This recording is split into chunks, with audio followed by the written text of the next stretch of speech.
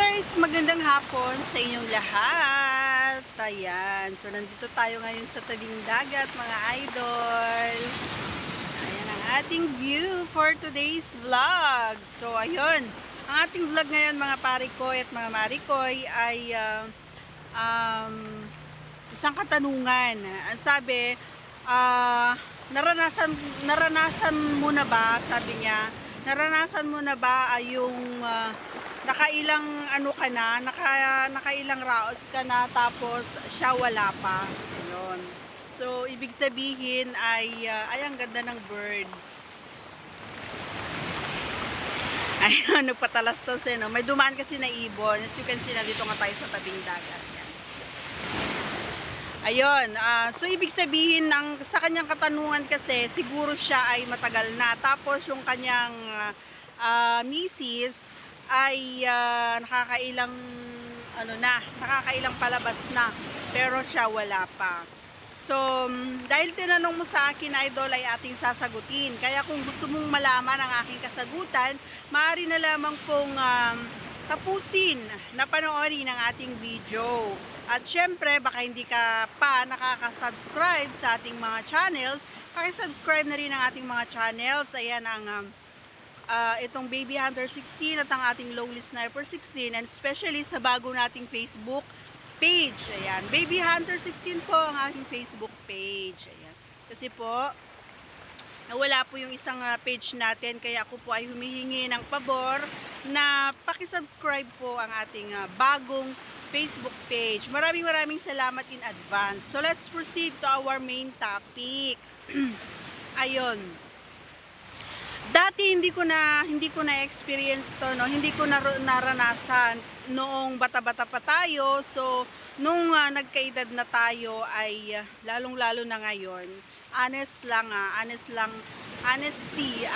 ako.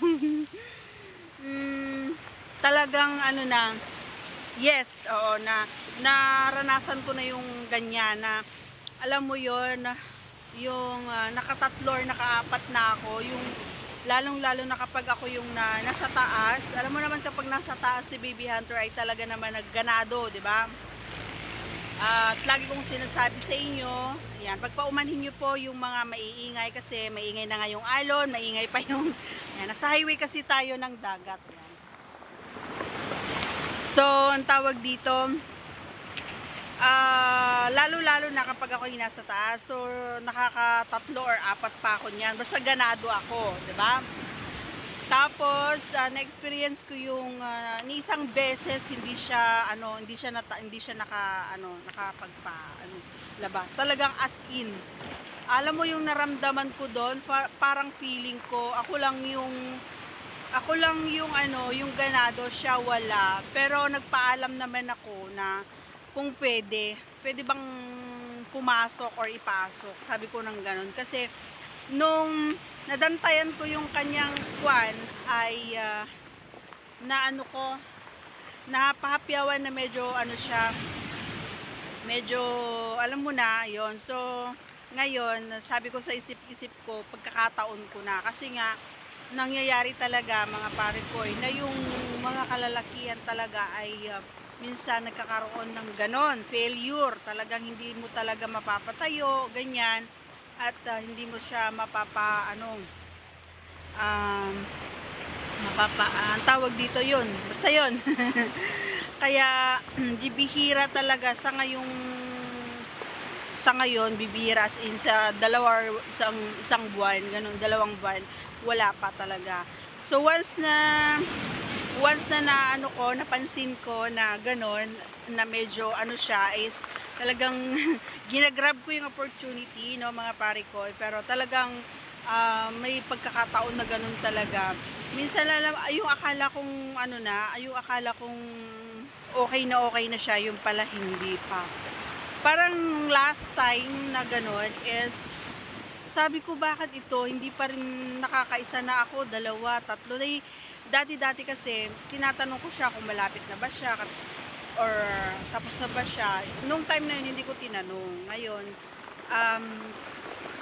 pang-apat na, no, yung pang-apat na talagang pagod na talaga ako, yung hindi ko na talaga kaya kasi ako yung laging nasa taas. pagod na ako. And then, sabi ko sa kanya, hindi ka pa rin tapos. Sabi ko ng gano'n. Tapos sabi niya, hindi pa. Inalis ko na kasi pagod na ako eh. Hindi naman siya, hindi rin naman siya kumikilos. So, parang tinatamad, ganun. So, may nasabi ako na, na, iba naman yata yung iniisip mo. May mga ganung senaryo ako minsan, napapaisip ako bakit kaya ganun, wala na bang hindi na ba ako kaakit-akit sa paningin niya, ganyan. So may mga ganung negative. Ay! Ala, ano yun? Pumutok.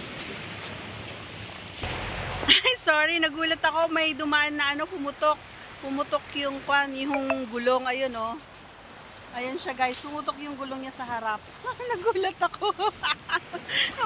Nawala tuloy ako sa Ayun, so yan, ingat tayo, lalo na ngayon, 'di ba? Ingat tayo guys sa pagmamaneho. Tama lang yun naman na dahan-dahan tayo kasi kung mabilis yun, for sure, gewang-gewang siya.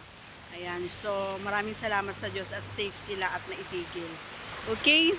So, ayun nga, yun lang. Oo, yes, na-try ko yun at saka hangga't maaari, huwag nyong ang tawag dito, huwag nyong hahayaan na mangyari din sa inyo yun or sa kaparehan nyo yun, mga pare ko, kasi nag-iisip kami ng negative. Pag alam mo sa sarili mo na hindi mo kaya or hindi ka makakatapos, siguro sabihin mo na lang ng totoo sa kanya na wala ka sa mood or alam mo yon, or gagawin mo yung lahat para maramdaman din niya or yon na ganado ka rin, gano'n. Huwag mo ipapakita sa kanya or ipaparamdam sa kanya na baliwala yung ginagawa mong effort. Okay? So nakakasama kasi ng loob na sa mga part ng mga babae yun, ginawa nila ang lahat, 'di ba? Nakita mo naman kung gaano siya kadesidido na makatapos ka, tapos parang wala lang, dead ma lang sa'yo. So nakakasakit din sa side namin. Okay? Pero ako naman, nauunawaan ko naman yung kapareha ko kasi syempre wala tayong magagawa kung talagang hindi talaga kaya ni Harry Solomon yung kaya ni Baby Hunter, diba? So that's all for today's video, mga idol. Thanks for watching at pasensya na sa ingay ng alon dito sa likod ko. Yan, malapit na malapit ako sa mga alon, kaya naririnig nyo super lakas ng alon. Ayan. Thanks for watching guys. See you on our next vlog. God bless. Bye bye.